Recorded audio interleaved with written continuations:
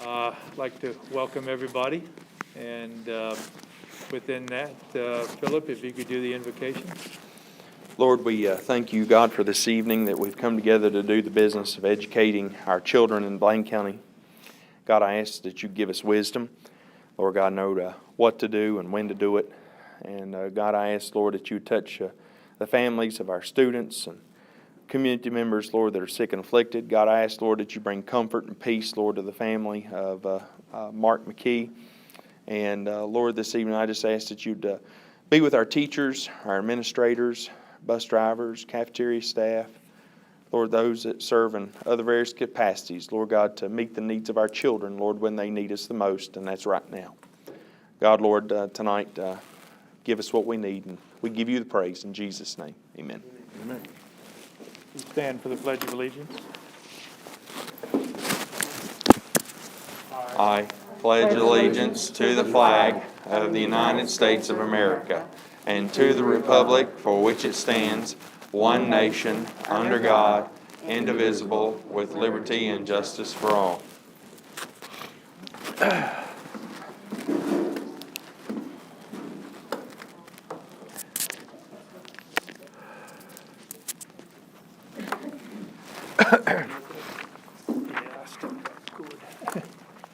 Okay.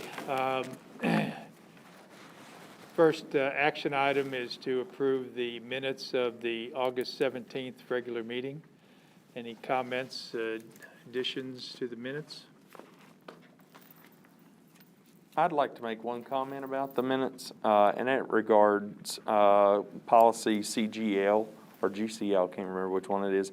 One I voted against. I went back today and looked online at the policy that's posted online, and the online policy is not what I believe we voted on, but I could be wrong about that. That policy did not move forward. Yeah, we didn't vote on that one, remember?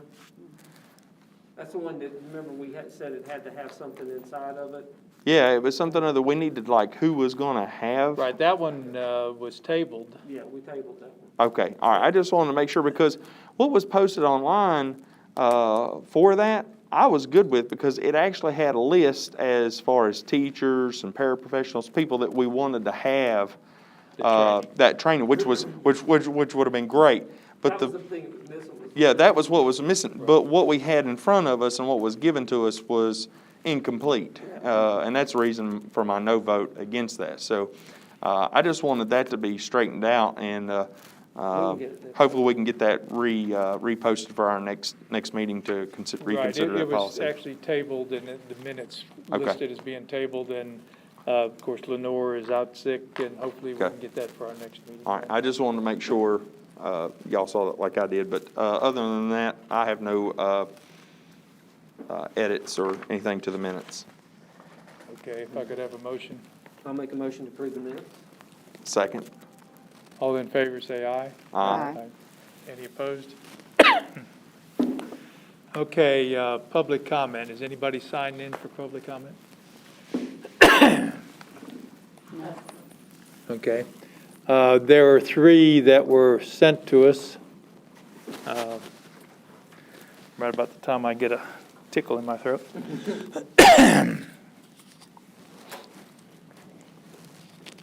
Okay, the first one, I'll read the three that were sent to us.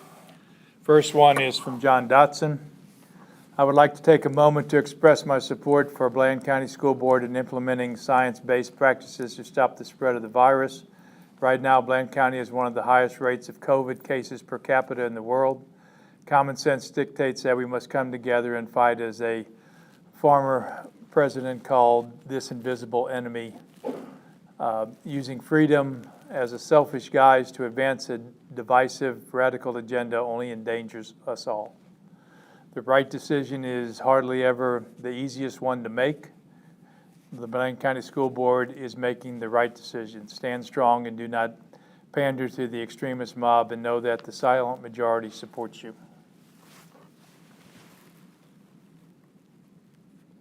Okay, the next one is from Gene Morris. First of all, thank you for your service as a Blaine County resident, I encourage you to use science-based policies to keep our students safe and staff as safe from COVID as is reasonably possible. Please do not bend to those loud, radicalized voices of denial. Thank you, Gene Morris. The third one. Okay, where did it go? Okay, this one's rather long and rather small type. No double up or? I want to get to the name at the bottom first here. Okay, 1 of 2. Why will it not give me 2 of 2?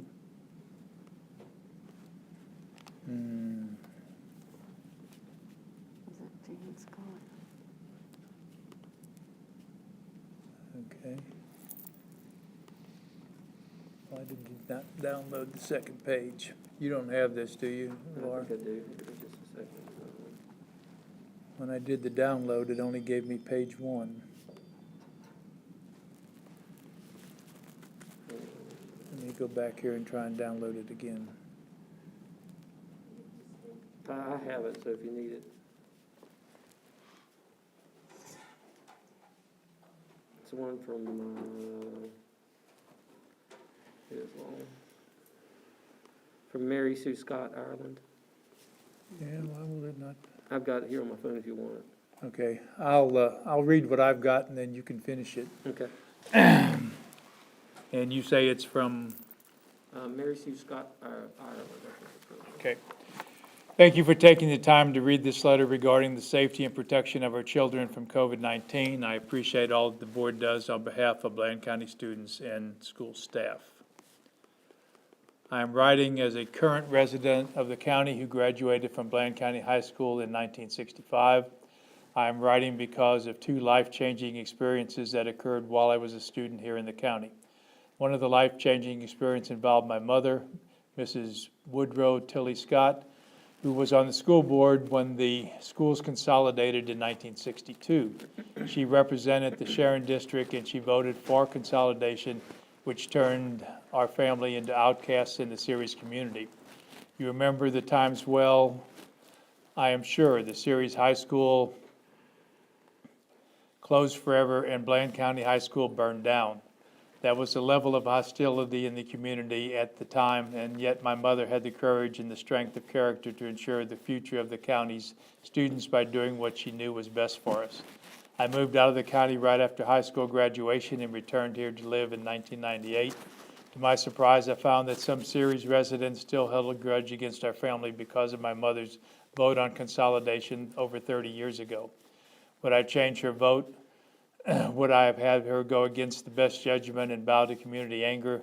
Would I barter my own acceptance by the community for the students' education or the county's economic stability? No. I would not change any of these things. Only history can tell whether we were in the right or the wrong side of things, and my mom was on the correct side. I believe that even the most begrudging hearts in Ceres might now secretly agree that she voted correctly for the future best interests of the county and its students. The second life-changing experience occurred when I was an elementary school student at Ceres. It came about as a direct result of the polio epidemic that produced a death rate of almost 10% in Wytheville during the summer of 1950. I was only 4 years old at the time, but I remember it well. I remember the fearfulness of the adults around me and their hushed conversation. I remember not being able to go to town, not being allowed to play with other children, and not being able to visit with our extended family. I remember visiting a man in an iron lung in Wytheville a couple of years after the epidemic. I remember feeling afraid, but also confronted because the adults were keeping me safe. In 1950, there was no way to prevent a polio infection other than staying away from other people, and treatment was terrifying to me because it involved being hospitalized away from your parents and then a long time of braces and crutches or an iron lung. Fast forward 2 years later to the release of the Salk vaccine and my entry into first grade. I don't recall whether our vaccinations began that year or during second grade, but I remember the health nurses coming to the Ceres school and vaccinating every single student against polio. The relief we kids felt was obvious, but we also experienced feelings of unity and community because we were united against the enemy, polio. We felt safe and we felt proud because we were helping keep our community safe. Fast forward a bit more, and Ceres High School became the community center for the dissemination of the Sabin Sugar Cube. My mother helped the health department administer the Sabin clinics, and I usually accompanied her. I remember the long lines of people and the conversation of relieved adults who were now protected against polio. This letter is longer than I had anticipated, but what I want to say about the safety of the Bland County students is important. My early experience with Salk and Sabin vaccines were etched in memory because I was young, scared, and dependent on the adults to protect me, and they did. You have the privilege and responsibility of protecting today's students from COVID-19 the same way my classmates and I were protected from polio. An epidemic then and a pandemic now, they know no boundaries, have no politics, and care nothing about our opinions. The COVID-19 pandemic is upon us, and this deadly virus will infect anyone it can. You might say that it's equal opportunity virus and that we must all do everything we can to catch COVID-19. We can do not to catch COVID-19 and allow it to infect others. That's the end of what I've got. As an appointed school board member, do you have the courage and the strength of character to do the right thing for our students, as my mom did in 1961? Will you do the right thing, the safe thing, even if it is unpopular? Will you act in concert to protect our students as I was protected during the 1950s, or will you bow to the angry, misguided citizens who demand that the students' safety be ignored? Our local physicians, our local health department, and the CDC all recommend 4 actions to keep us safe from COVID-19 and end this pandemic. We will know what these actions are, or we all know what those actions are. Get vaccinated if you're 12 years and older. Wear a mask at all times when you're indoors in a public place. Socially distance yourself from others, and wash your hands. You board members are at the crossroads of history, and you have an opportunity that will not come again. The safety and the lives of Blaine County students depend on you. As an adult member of this community, my safety and my life also depend on you because we are all in this together. We need you to stand with the medical community regarding what is required to protect our students during school hours. Thank you for the opportunity to communicate with you before your next meeting. I appreciate that you are in a difficult situation, but I ask that when you vote, please opt for the health and safety of our students as well as the broader community. Sincerely, Mary Scott, Ireland. Okay, there is one. Thank you, Denise.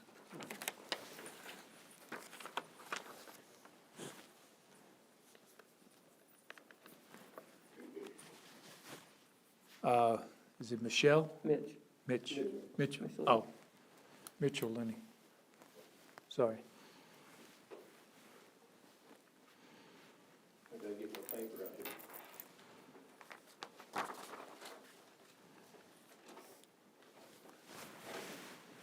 First off, I want to start by telling everybody how blessed I am to have grown up in this county, attended school here in this county my entire life. But I'm not here for that, I'm here because of my wife. This school year has been awful tough on her. 2 years ago, she suffered a life-threatening stroke, as most people know. According to the neurosurgeon, she was minutes away from death because after almost an hour of surgery, he had one last chance to get up to her brain and get the blood clot. One last chance. After that, he told her he was just going to cut her head open and let her brain swell until she died. So, since the day before her stroke, she's had a headache, close to a migraine every day of her life since then, for the last 2 years. If you don't know how terrible a migraine is, I ask you to do some research and find out how it can affect you.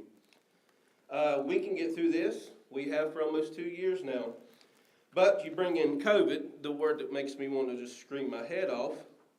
Now we change things to do what we want to do, all in the name of COVID, because it's all about keeping everyone safe, right? First COVID school year, medical exemptions, you turned it in, you were good to go. This year, it was nothing to it last year. You just went about your business. Some people, I guess for some people, those with medical conditions can be a burden to some people, while others do what they can to try to accommodate those in their life and in the areas of their work. If you remember several years ago, a teacher tragically fell and became paralyzed. The school system repaired some wheelchair access ramps and they even poured a few new ones, if I'm not mistaken, which was the right thing to do. Now we have got to the point, do this or you don't have a job. It's, medical exemptions are seen as a challenge to see what we can do to get around. This COVID school year has been a different story altogether. Guidelines were changed almost seemingly just to target those with medical exemptions. It's like they're almost seen as a challenge to see what we can do. Supposedly, we follow the CDC guidelines, but only certain parts are required at certain times, depending on who wants to enforce them. Blaine County has had guidelines against bullying, and that also depends on who you are. Depends on if you're bullying someone, I guess. The definition of bullying is to seek harm, intimidate, or coerce someone perceived as vulnerable.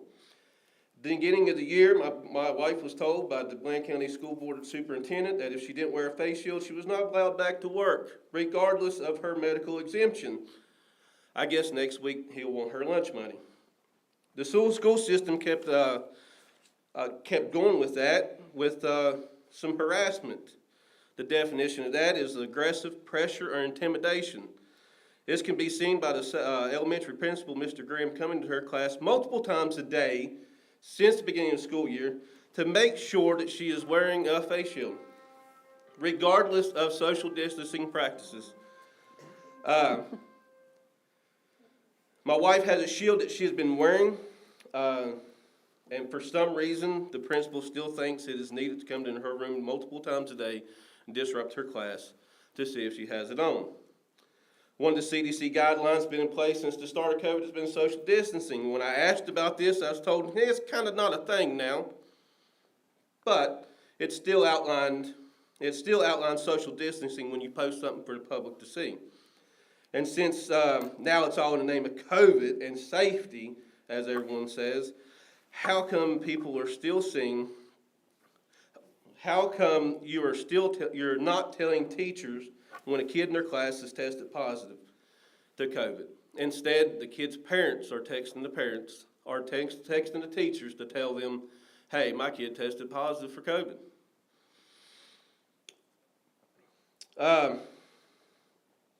And since it's all in the name of COVID and safety, why is anyone making these changes and decisions been seen in schools or public without a mask, face shield, or even socially distancing, since it's for everyone's protection and safety?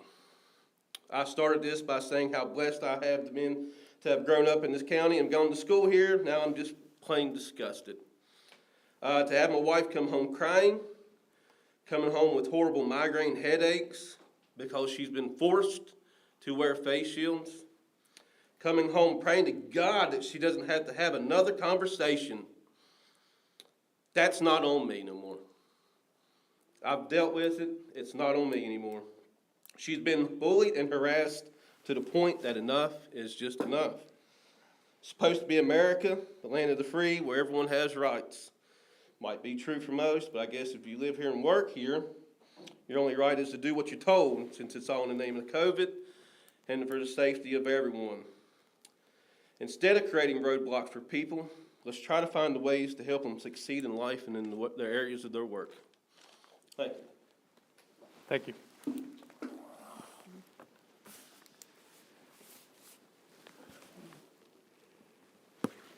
Okay, the next item is financial reports.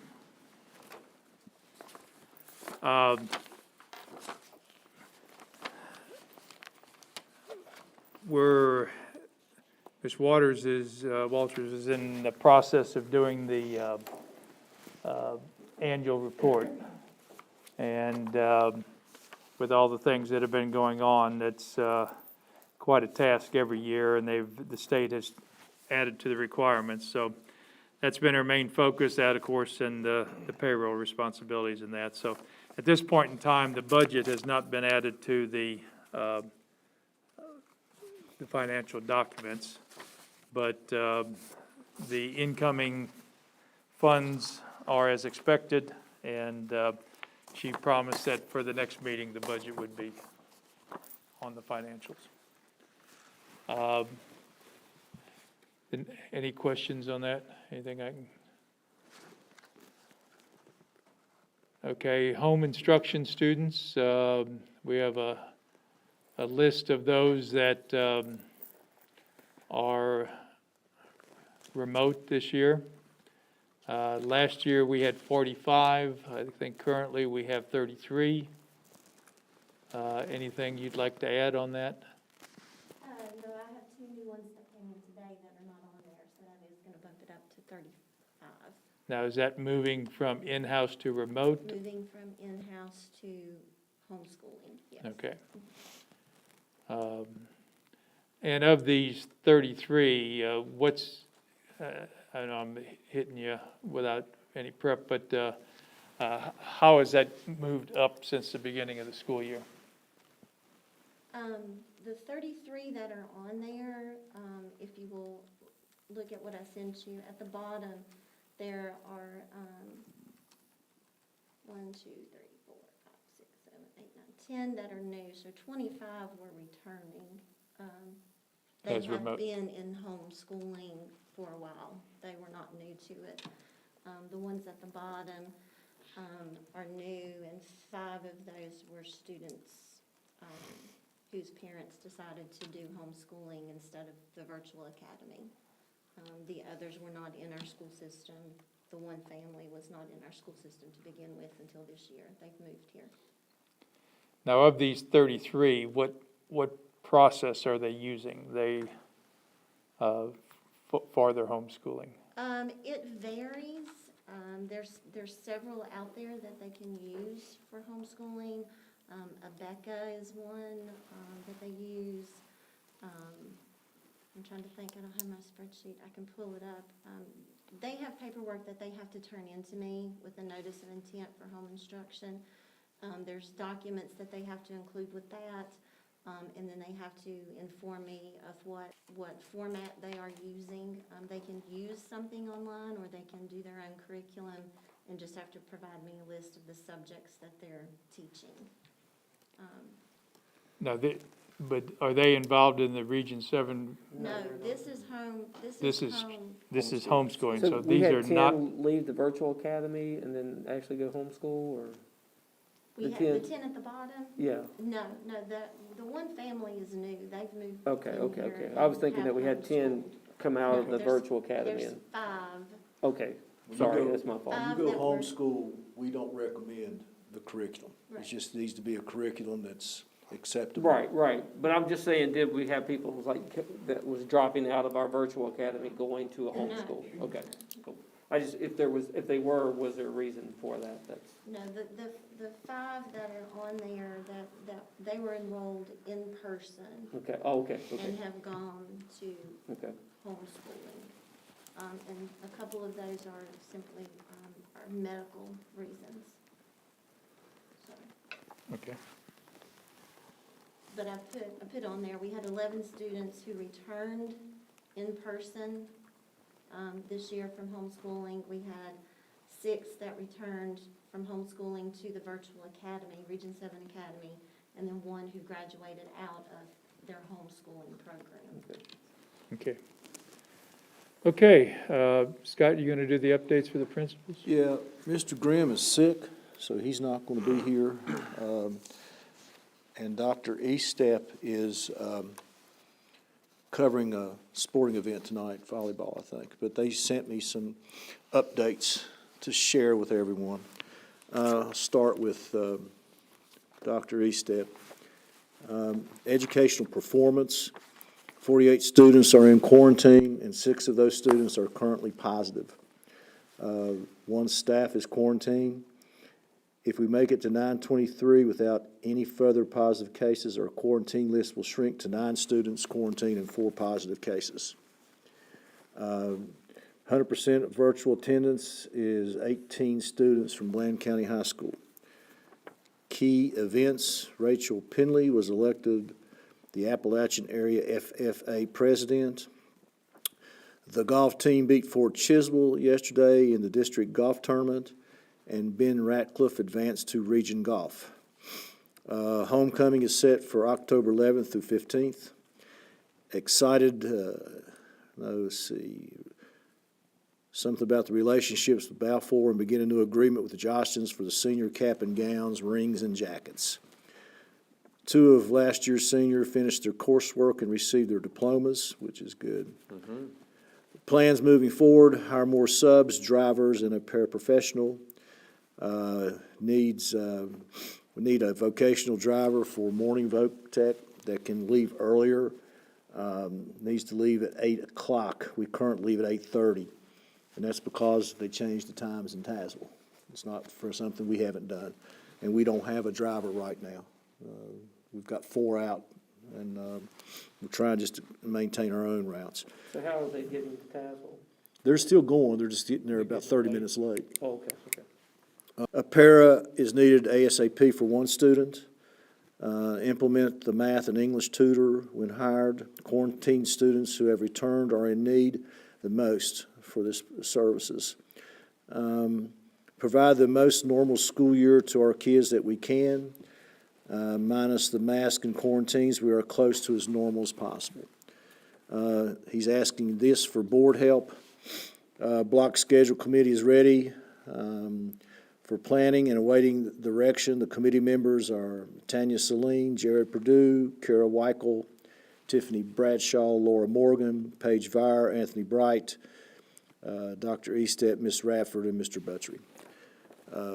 JDM to provide more consistent cleaning in athletic fields and evening custodial cleanings. Most evenings, trash is not collected and hallways are not swept. And then his last one is to provide an athletic director stipend. There is currently no compensation for AD, and the time allotment required is too much to continue unpaid. That was from Dr. Estep. From Mr. Grimm, educational performances, enrollments at 350. Attendance trends, 52 students were COVID-related absences today. 9 of those students have tested positive as of today. 0 faculty staff COVID-related absences of today. Mr. Looney, can you put your mask on, please? Thank you. Key events, Bland County Elementary Schools faculty and staff have done a tremendous job of meeting the needs of students during a very hectic and stressful time. Teachers are to be commended for their effort, time, and dedication. The robotics team is meeting again. Picture day was today. Math and reading growth assessments for grades 3 through 6 in class with Chromebooks set for midterm progress reports will go home September 28th. Preparing for the Festival of Leaves on October 9th and 10th. Plans, strategies moving forward. All summer projects are nearly complete with a few items to be finished by with sheet metal. Personal needs, 1 para and 1 math tutor. And as lastly, items you need the support or aid of the board to accomplish. Ready for vendor search to rekey elementary school interior-exterior locks. JDM maintenance and custodial crews vary in effectiveness by shift, day to day. Key points: understaffed, undertrained, poor, non-existent communication with the JDM. And that's all I have, sir, from the principals. Okay, thank you. I'd like to welcome our coordinator of virtual learning. And I'm Cynthia Everett. I'm the new coordinator of virtual learning and student services. Currently, we have 20 students in high school and 20 students in elementary that are participating in either Stride or Ingenuity. What I've been doing this week is mainly focusing on getting trained for the assessments that they need to take, PALS and the growth assessment. And I've been contacting the parents and going down my list to introduce myself and let them know that I'm here to help. now these 40 students, do they come to the school at all? Some of them will be coming to the school for their growth assessment, but otherwise it's 100% virtual. Okay, so they're not just taking some classes, they're taking That's all their correct. classes virtual. And then, Growth assessments, and it's an add-on test for this year. The region's not really happy about it because we feel like we have enough data to support where our students are. The state's requiring us to do it. What it is, they'll test us this couple of weeks.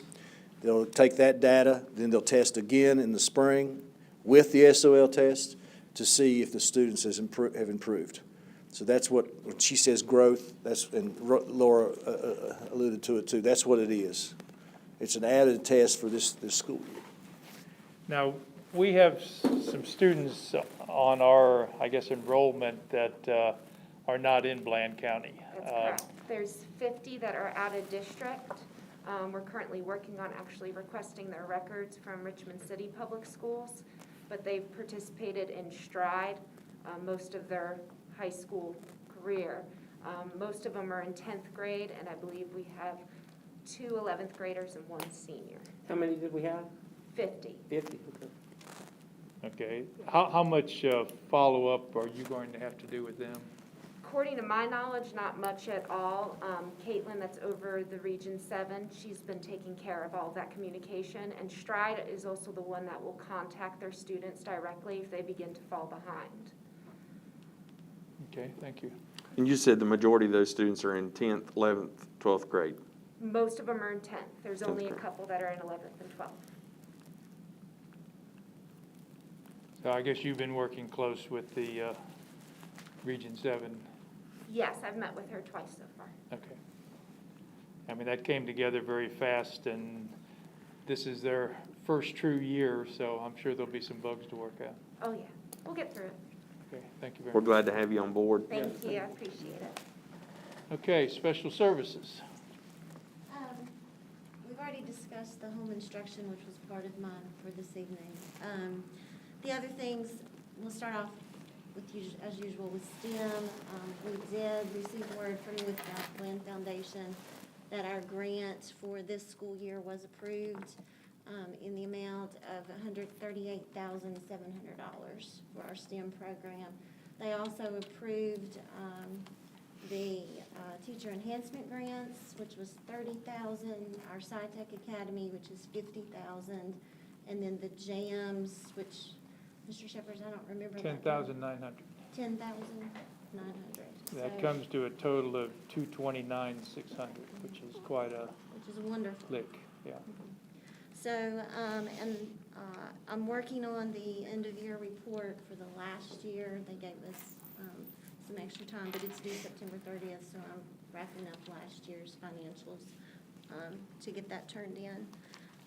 The other thing, I was going to welcome Cynthia here. She has been very busy this past week getting some training with BKRP and PALS and sitting in some meetings at the elementary school. So we're very happy to have her on board, and she's met with Denise.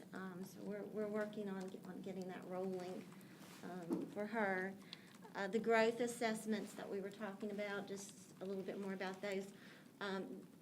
Students in 3rd grade through 8th grade are going to be required to take the growth assessment in math and reading. The test that they take this fall is on SOL material from last year. So 4th graders are taking a test on 3rd grade material, is how that's working. It's a short test. I think we said about 25 questions on the test this fall, and then in the spring they will take their SOL test. We will get reports, SPBQ reports on the students from the fall test, which will identify their weaknesses. And then we'll be able to take that information and plan remediation and intervention with them. So, and that's where the tutors will come in to help once we get them all hired. So, and I think that's it for me. Okay. Thank you. Thank you. Okay, technology. We have to push your arm.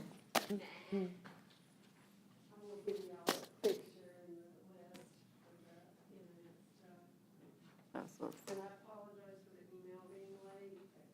It's sat in my draft for a week. Thank you, ma'am. Oh, this is to get internet to the, To the football Football field. yeah, and the and I bus checked garage. on the one there at the tower. The county has condemned That's why. that water Mr. tower, so nobody is allowed to be Right. up on that, so. Right, yep. So how does that work then if they've got their transmitter up there? It's up there. Nobody's getting, They don't. nobody is allowed up on it. Can't get They up there to can't get it? change- They can't They get can't- anything. they that- can't- they won't let 'em whatever's up there on is it. up there until it falls down. They won't Well, let them that up on doesn't there. give us much confidence on our service then. No, it doesn't, Mr. Shepherd. But this is Before, going to give you internet both at, or Wi-Fi both at the garage and at the. it won't be Wi-Fi, it'll be actual LAN connection. They LAN will. connection. Okay, there at the garage and at the Press box. press box. I'm working, Mike and I are working with the IT department from the correctional farm. They came in last week. They're going to use their equipment to dig the trench, help us run, well, help Mike and Jonathan and them run the cabling from the switch that's in the technology room in the back. And it'll go, if you look at the picture now, you'll notice there's two lines. The one that goes up by the fence is the one that they're looking at, so that they don't have to dig through the drive down here as much. But it'll come out here at the end of the building, and it'll go across over to the fence there along the road, and then just follow the road, come back across, and there is, I think Officer French said there is a power pole or something there that they'll have to check on before they start that. And then they'll go across to the back of the bus garage, and then we'll pull the cabling from the back of the bus garage to the front of the bus garage where the office is located at. And then it'll run across to the press box, just as it falls. Now, and it's the bottom line there to the press box. It's not that top straight line, because there's something running across the road right there. So they might not have to dig up the road right there to get it through. But yeah, they're going to, well, we're waiting on okay. The correctional farm is waiting on okay Okay. for that. From Yeah, us or them, or? Probably them. them. Because they're burying this, so they're going to bring a machine to bury it. I mean, That's- It's, Yeah. We appreciate it. Yeah, we really need to, yeah. I mean, my opinion, there's a certain amount of experiment with this thing, Yes. but at $2,400, Yeah. Oh, it's just, that's You cheap. couldn't, That's cheap. Yeah. it's. This will be fiber that runs Yes. from here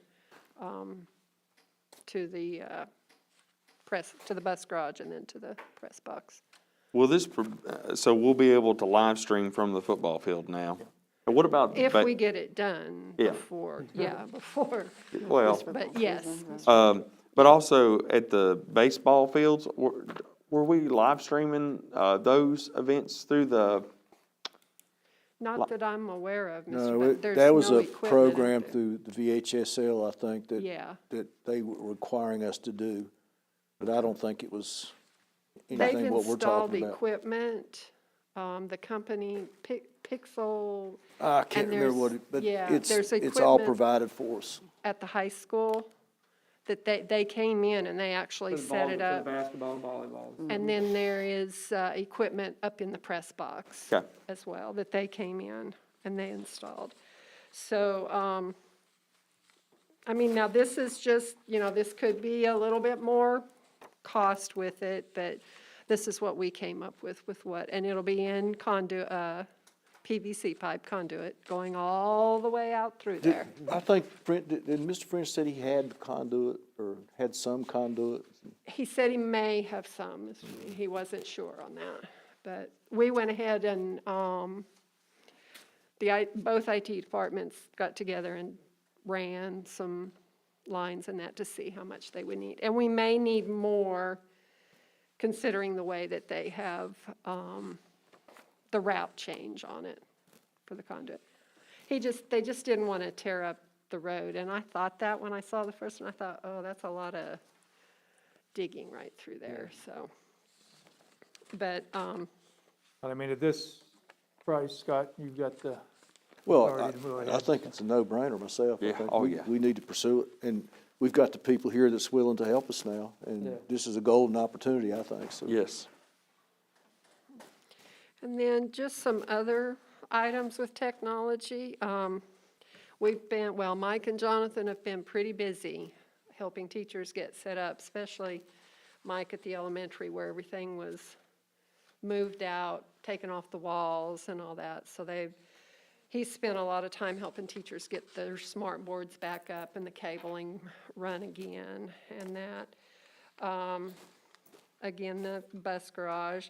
We're looking at some new software for our antivirus and malware and just security software and that. And most of the old equipment is pretty well switched out, and most everybody's on Windows 10 now, so we're getting there. We're getting there. And I did want to add one thing to the growth assessments that everyone, next year for the growth assessments for the 22-23 school year, the kids will be tested in the fall, mid-year, and then the SOL in the spring. So this year it's just in the fall, and the SOL next year it's 3 times for the grades 3 through 8. Region 7 is going to fight that because we feel like we already have that in place with CIP. I think there's other regions that are trying to fight that, Mr. Mean. So to me, it's just, with me Another being the test. division director of testing, it's just way too much testing too for the kids, so. Any other questions for me? Thank you. Thank you. Yep. Okay, Scott, Superintendent. Okay, be brief. I don't have a lot of things to update you on. We've been dealing mostly with COVID and transportation. We were able to get a threat assessment meeting in, and that's a very important meeting because we talk about school safety, and we have the different agencies, DSS, we have the sheriff's office, we have guidance, myself, Laura was in the meeting, and principals and the school resource officers, and we share. We talk about how we can improve our school safety. We talk about some spots that we think we need to improve on, and we had a really good meeting last week on threat assessment. I'm proud of our band. I think I sent you all a letter that was sent to us from a lady in Narrows that was bragging about our band when they performed at the Bland Narrows game. And to get something like that, I think is very impressive. And Jared's doing a good job, and I think our band is great. They were here this summer, and I really enjoyed them. They made me an honorary member. I play the rain stick, by the way, and I think I'm pretty good at it. So, I too am very proud of the way we pursue monies from the With Bland Scholarship. To receive a total of $229,600 is massive. When you compare that to WIS schools that got $70,000. So, and I think our county received a little over $7,000. But this is all volunteer work that folks do to bring extra money into the county for our students. And I'm very, very proud of the folks that do that. And thank you very much to Travis. Mr. Shepherds is on that board too, and with Bland Foundation. Without them, we wouldn't get a lot of the things we do. I can't say enough about Mr. French and his crew and the work that they're doing. If you just look down our halls, I don't think I've ever seen floors, especially in this building, that look as good as they do. The paint, Yeah, I noticed as soon as we came in, it was just like, they just pop out. the repairs that they've done on the roof, stopping water leaks that's been attempted 3 or 4 times by others to fix. They've stopped it.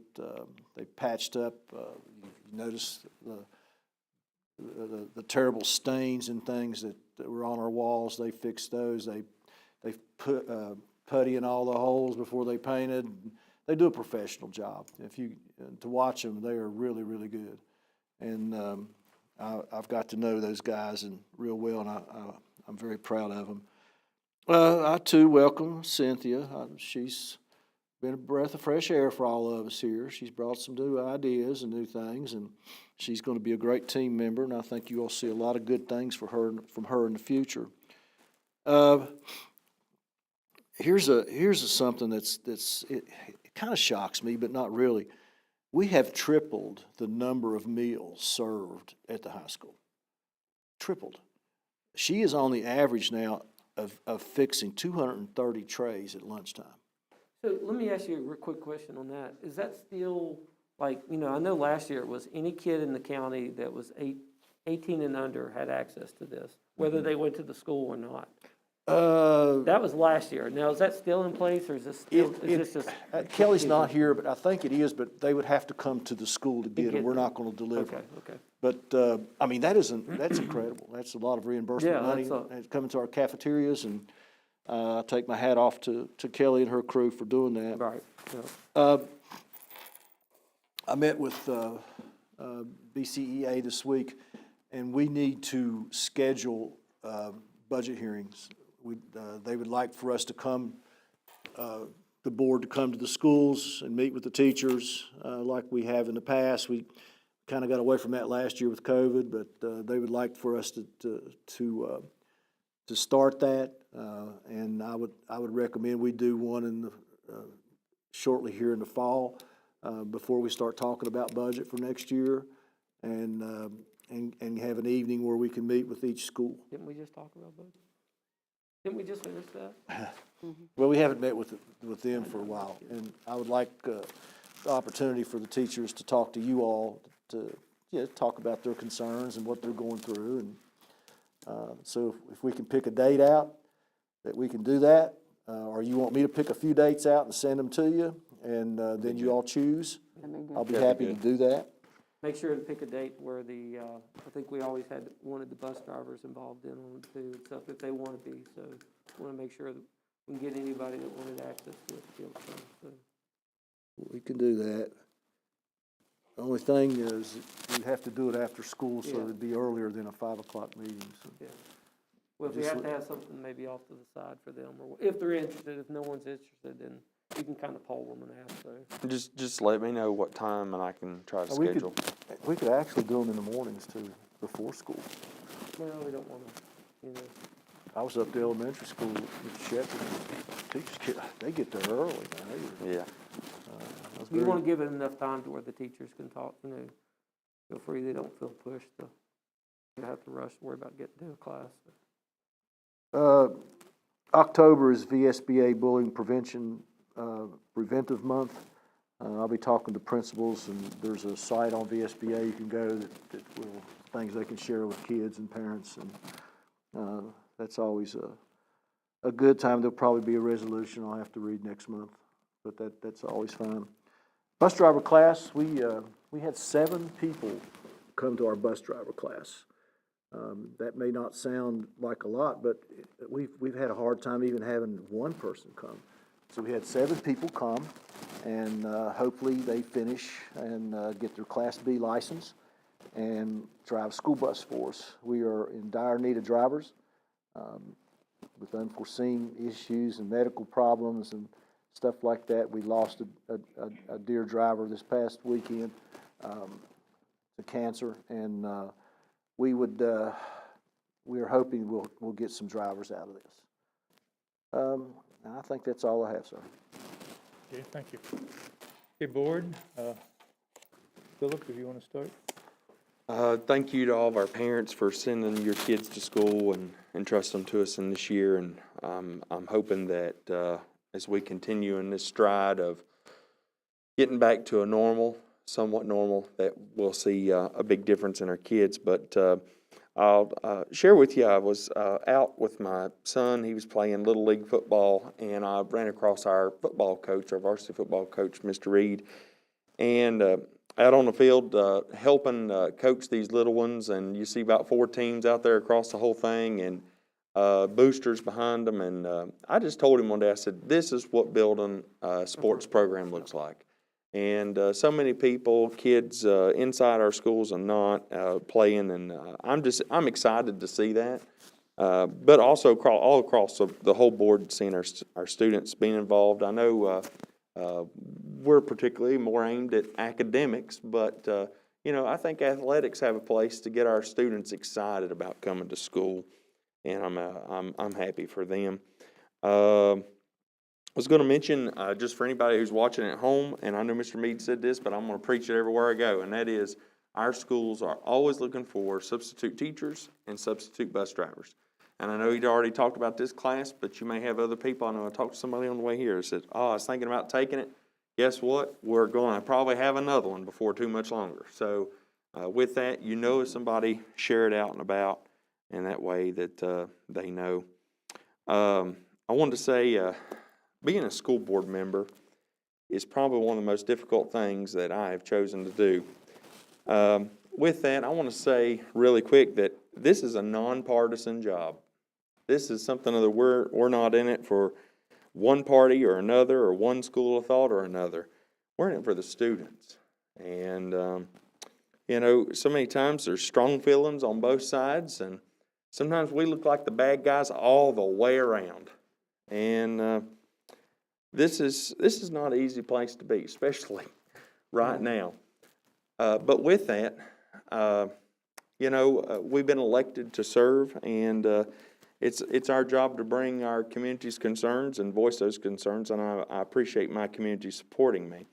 But with that, all these people have made that sacrifice, time away from their family and so forth. And I bring that to the community tonight because I want them to remember that what these folks are putting into it, we're not getting anything out of this other than serving our community. And what stipend we do get pays for the gas to get here, and the time away, maybe a meal here or so, but that's not that much to speak about. I want to tell you about some things we're working on. Me and Mr. Meade are going to be looking at some van signage, I believe. That, Lenore had that ready, but I don't know what she did with it, so We will have it, but BSN has sent us pricing, the signs and everything. And I also talked to Mr. Purdue, because I know he was looking for his trailer to get some stickered up, and I thought we might include that in this, just whatever package we decide to look at, and that way we can help him too at the same time. And he sent me some things about how big it was, and he said he wanted to be involved in designing some things, which not a problem. But look forward to seeing those vans out in the community. I know Mr. Meade's already talked about block scheduling, and our committee that's formed on that, looking at implementing, so we'll be looking to have a meeting probably in the next month or so. Cindy and I are going to be meeting to develop a request for quote or proposal probably for health insurance that's going to be released the 1st of October, so we can start looking at that for the next coming year. If there's anybody else that wants to be included in that, please don't hesitate to let me know. But we're going to start crafting that and putting that together, looking what we have. One thing I've held back on, just because we've been so busy, is solar possibilities. Mr. Meade, I need to get with you to schedule a time that we can meet with that fellow about seeing if it's even worth us looking at anymore or not for a rooftop or hillside or something other, to see what opportunities would come there. But other than that, that's what I had, and I appreciate everybody for coming tonight. I just want to reiterate everything about what a nice place it is to work. And like you said, everybody has come together at the elementary school, and hopefully next year we'll do it at the high school. But we really appreciate the guys from the prison that came and did all that, and it has looked so much better for our kids and our teachers to be in. And I appreciate the teachers and all that they've done. It's still hard, and I'm sure, but they're doing above and beyond what they're called to do, and they are all special. Everybody in our system is, and I appreciate every one of them.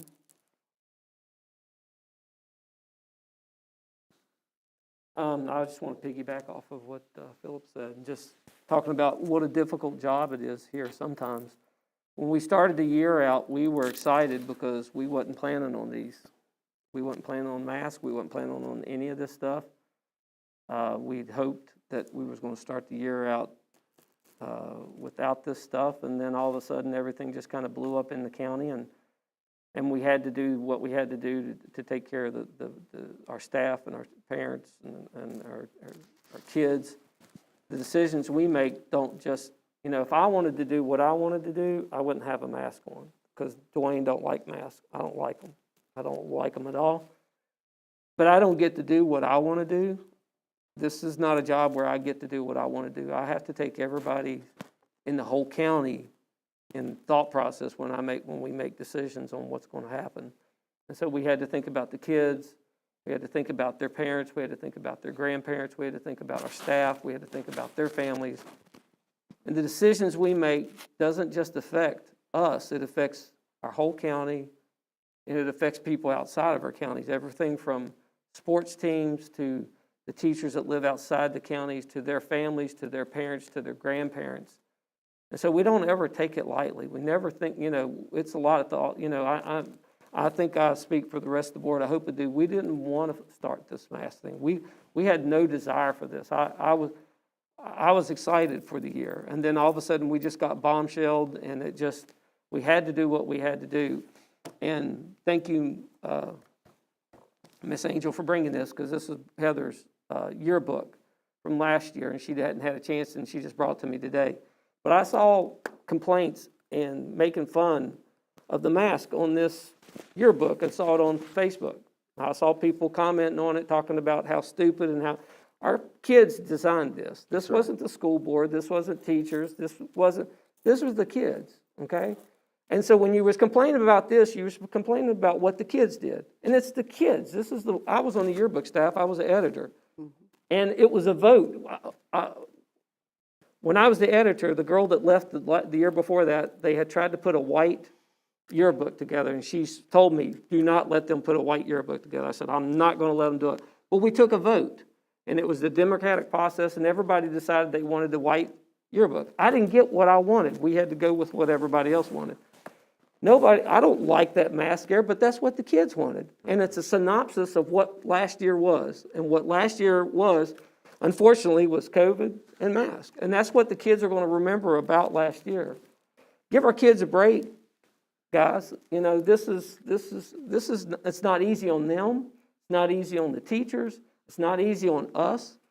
We're just trying to do the best we can. As soon as we see the opportunity come up, the masks are going to go away. I promise you. As soon as the transmission rates get down, we're going to go away from them, because we don't like them any more than anybody else does. But give us a break. Give it some time. Give it some time. That's all I got to say. Thank you. Want everybody to know our sympathy goes out to the family of Yes. Mark McKee. Yeah. He was a strong asset to our organization, and it's sad to lose someone like him, and I know his family's going through tough times on that, so I want to make that statement. I'm going to reiterate something that's been said a couple of times. This organization has been very successful with the With Bland Foundation. And,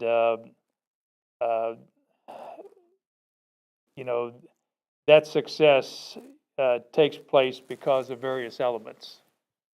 One element is the fact that we have the Quill organization. And this nonprofit organization, which total focus is to support Bland County Public Schools, is structured in such a way that foundations are willing to give money. Foundations do not like to give money to government organizations. They feel that the school system should be paid for by taxes. So if Bland County Public Schools goes and says, I'd like you to give us money to do something, the most common answer is going to be no. Quill, a nonprofit that's here to support Bland County Public Schools, has a different position. So the establishment of Quill has been very successful in bringing in not only money from With Bland, but money from other sources. Now, the thing about Quill, it's critical that the people that are on the board of Quill are willing to donate their time and energy and knowledge to making this organization successful, and they have been. And I want to thank everybody that's on, has been on, and hopefully will be on in the future. These grants we don't have a paid grant writer. Nobody in the Quill organization gets paid. They're all donating their time. So for them to do this and bring in roughly $230,000 into the school system is tremendous. So one element of why we get the money is the Quill organization is strategically set up in order to be able to do these kinds of things. Second reason we get the money, and I'm on the board, so we have to vote on, who gets money and this and that. I'm on the board of, with Bland Foundation, is execution. You think that if you've got money, things happen. They don't. So the question is, when we gave money in the past, how did they utilize the money? Did they do a good job with it? Did it impact a lot of people? Did they waste the money? Did they ask for the money and not use the money? So execution is the other key element. And Bland County Public Schools, working in conjunction with Quill, has the reputation of doing an excellent job in managing these grants. And that's why we get this kind of money. So we're properly structured and we do a good job. So just to kind of reiterate, we've got SciTech Academy, which is for the high school students, and they've done, sent things to space and had drones and, some very, very interesting things. STEM Up is for the younger kids, and you have programs during the year and then a major program during the summer. And this is also an opportunity for the teachers because it's a way for teachers to make additional money to their salary. Educational enhancement, we got $30,000, and basically what that is every teacher has the opportunity to write a request and say, I'd like to do this with my class. I mean, that's about as golden as you can get. So we've got $30,000 for that. And then, as has been said several times, Jerry Perdue's done a marvelous job with the music program, and that's recognized. And so JAMS, Junior Appalachian Music, also gets money. And, that money actually has been very hard to utilize because of COVID, but he's done an excellent job through this and done a lot of things remote. So Bland County Public Schools, through the use of Quill, has basically blown everybody away in getting these things. And I'm very proud of that. And I want to make sure that people understand. Most people don't even know what Quill is, and kind of amazing, most people don't know what With Bland Foundation is, although it gives away $2.5 million a year to With and Bland County requests. The other thing, as has been stated here, we set up the year with phase 1, 2, and 3. Phase 1, no masks. Phase 2,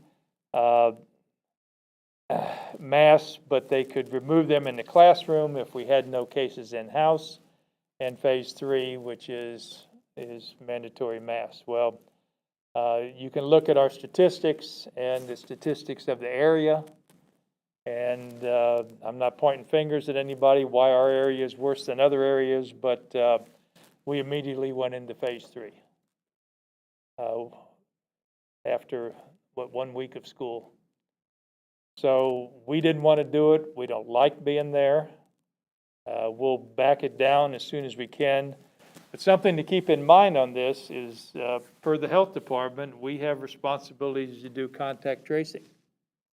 And contact tracing has certain elements. Were they socially distanced? Were they wearing a mask? Were they this? Were they that? Well, if people aren't wearing masks, basically it means that more people have to be quarantined. So less people are in school. So, we have to address this from the safety of the students, the safety of the staff, and we've got to make sure the parents of these students are comfortable when these children go home. So it's not been what we want, and as soon as things cool down, assuming that they will, we'll back off. But right now, we really don't have a choice on this. Okay, next item is approving payments. Any questions on the payments? No. I'll make a motion to approve payments. Second. All in favor, say aye. Aye. Aye. Any opposed? Okay, O&M projects, I don't think we have any thing from the action standpoint, but just an update. In the elementary school, the tripling of the electrical grid in the school went tremendous during the summer, and that was a a very large project that involved AEP, and we had to pull cable all over the school and put conduit all over the school. The electrical contractor did a marvelous job. That's all I can say. As far as the units go, all of the BARD units in all the classrooms are finished and operating. The units in Wagner are finished and operating. The units in the gym are finished and operating. We still have one unit that covers the nurse's station, art room, and coach's office that is not finished. And we don't have the heaters installed by the entry doors and the restrooms, which will be needed here shortly. So that's project to pull this off in a summer and at a cost of roughly half of, or less than half of what was quoted or budgeted, I think it was 3 years ago, was a tremendous project. So everybody did a great job. Can we put a bug and start putting bugs in people's ears as far as we want to start looking at the high school for next year? As far as electrical, get AEP, start looking with sheet metal, just start, we need to start putting some numbers together, so, because when we start talking budget and.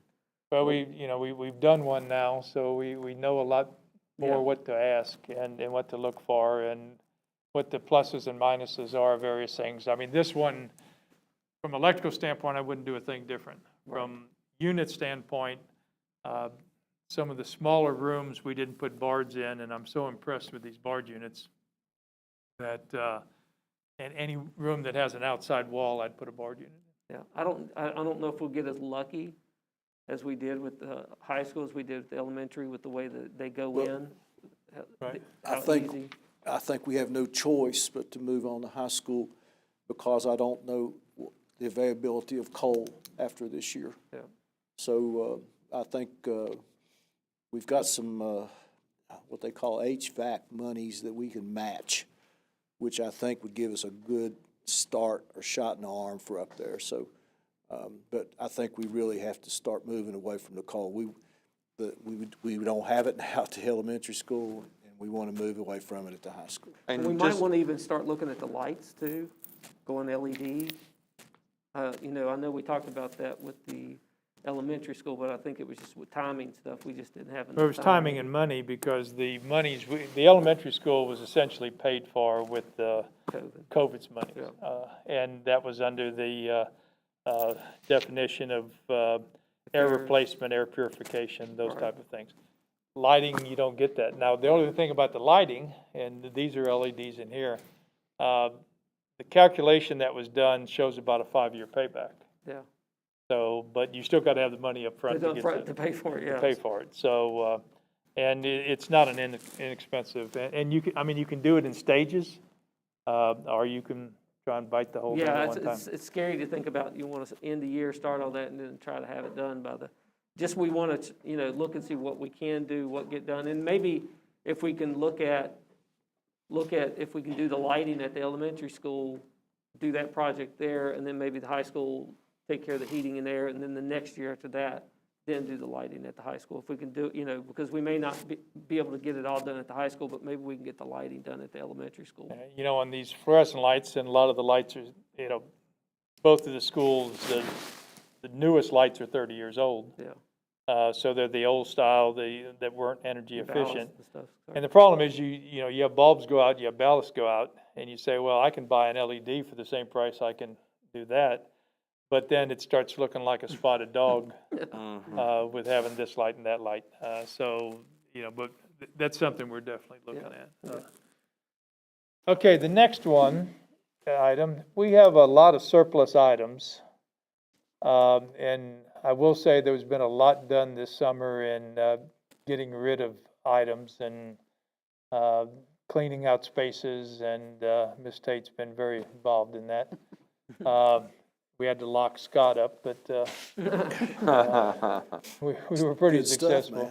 He wanted to hoard it all. Yeah. He's like my dad. But we come up with these surplus items, and I will say there's been concern in the past that when we have something and we're willing to sell it to the public, that people felt it wasn't done in a fair and equitable manner. So we need a process. And I don't know if the process has to be that complicated, but we need a place where we post it. We need a time when, I'll say, I guess sealed bids are turned in, who they're turned into.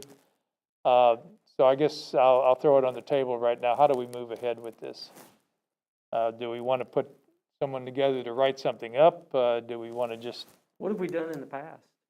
I've never had a bid here. I know we tried to do the backboards but that was uh, a small one, that wasn't To much. give everybody a shot at it, I think You had to post. you would it. have all your surplus available for the community to see.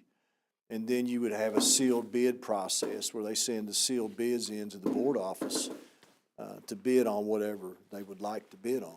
I mean, how much equipment, how much are we talking about? We probably got 20 items right now that we could put on. Like, So like big A machinery? lot of it from or- old equipment out of the ag buildings and that kind of okay, stuff. yeah. My suggestion would be this, is that, somebody that identifies the equipment, it comes to the board, and the board votes that, yeah, we'll surplus that. Then we put it on Facebook page, leave it on there for 2 weeks. What about Yeah. having an auction? Could you do that? And then that way people could come there that day and bid?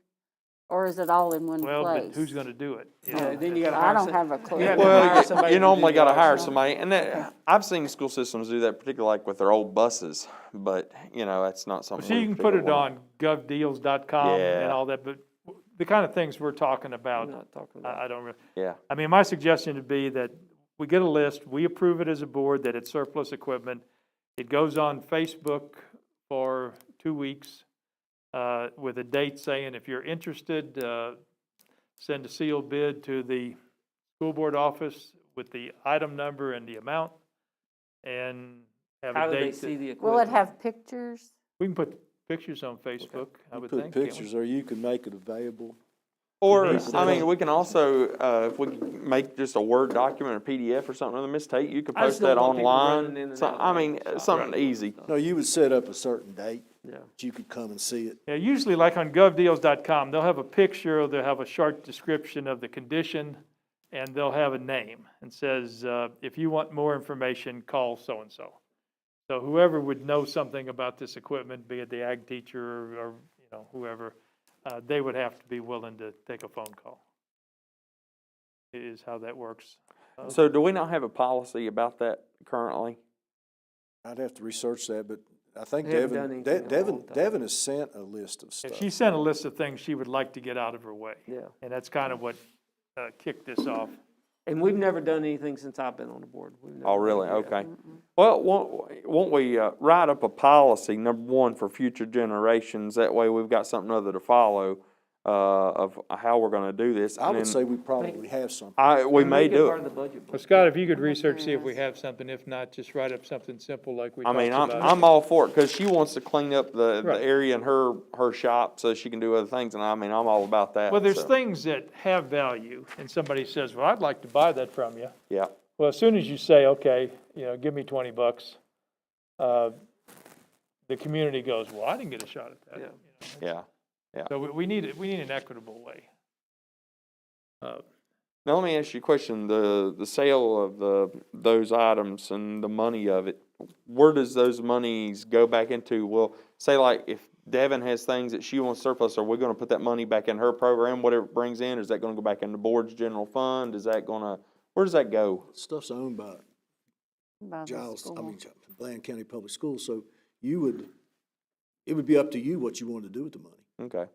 Depending on where it's surplus And I from. would imagine I would think David it- could use it, I'm Yeah, I would sure. think- Yeah, Just give it yeah, back to the I'm ag. just Give it going back in to her. thinking about that.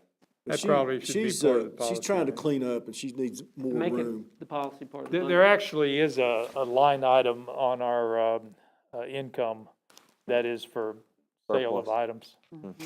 So, I mean, we could just bring it in. I don't want to get into, well, you're going to get money for this one, you're going to get Yeah. money. I think it'd just belongs to the school system, put it back in the budget. Make it part of the budget book policy, and that way. Let me research first, see if we Then got that something. way, if she wanted to buy something else, then that money would be there. Right. Okay, we need to authorize, we need a motion to authorize Tyler Eastep, Karen Hodock, and Tiffany Bradshaw to sign checks on the Bland County High School Fund 523210417 for the 2021-2022 school year. I'll make a motion for Tyler and Karen and Tiffany to be able to sign the checks. I'll second. All in favor, say aye. Aye. Aye. Any opposed? Okay, need to authorize, need a motion to authorize Michael Grimm, Michelle Willard, and Lay Christian to sign checks on the Blaine County Elementary School Fund 150056934 for the 21-22 school year. I'll make a motion for Mike and Lee and Michelle to be able to sign checks for the elementary school. I'll second. Okay, all in favor, say aye. Aye. All opposed? Okay, Scott, personnel recommendations? I don't have a list of those. Would you like to go one at a time with those, or we could do them all together? Probably I'll do them by, Let's do bus drivers first. Is it okay to state names, or you want to do? We usually don't. You got, I don't think- recommend the two sub-bus drivers, which would be Ronnie Clemens and Shelley Atwell, to be approved by the board for sub-bus drivers. make a motion to approve these sub-drivers. Second. All in favor, say aye. Aye. Any opposed? Okay, need a motion for a full-time bus driver? Full-time bus driver, recommend you accept Jonathan Nelson as your full-time bus driver. Make a motion to approve full-time bus driver. I'll second All in favor, say aye. that. Aye. Opposed? Okay, we have 3 substitute teachers. Did you vote yes on that? The parapro. Yeah, I'll get to all of Okay. them. Did you vote yes on Jonathan? You want to? You got those names, Laura? Michelle Ingram, Chatty Worley, and Cody Wyatt. Make a motion to approve substitute teachers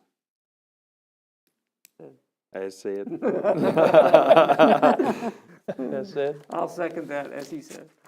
All in favor, say aye. Aye. Opposed? Okay, we have 2 sped positions, Hannah Hicks and Tanya Vaughn. I'll make a motion for Hannah and Tanya. Second. All in favor, say aye. Aye. Opposed? And I think I hit all of them. You did a I good believe job. that's all. I'll make a motion to adjourn. Good, my Second. battery's agreeing with you. All in favor, say aye. Aye. All opposed? Thank you, everyone.